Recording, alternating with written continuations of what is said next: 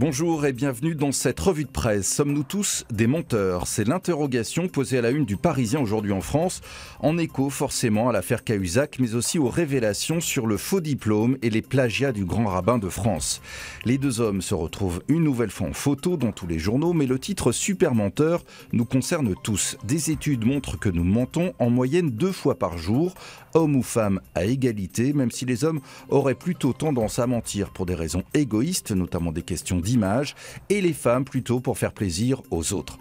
Mais le grand menteur du jour est donc Gilles Bernheim, en congé sabbatique, titre malicieusement Libération, depuis qu'il a décidé de quitter ses fonctions de grand rabbin, après qu'il ait menti sur l'agrégation de philosophie, mais aussi sur ses textes qu'il a copiés alors qu'il se disait lui-même victime de plagiat.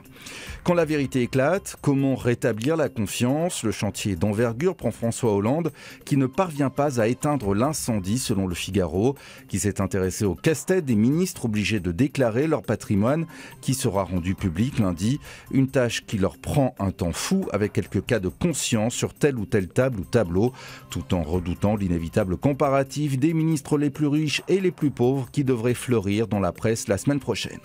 En attendant, tous les hebdomadaires, sans exception, feront leur couverture sur cette question, notamment le Nouvel Observateur, mais aussi Courrier International sur la grande évasion fiscale et la vision de la presse étrangère sur ce qui se passe en France.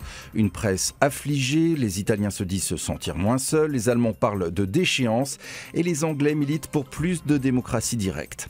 Du rouge à la une de l'Humanité, sur un week-end d'élections historiques au Venezuela, qui va choisir le successeur d'Hugo Chavez.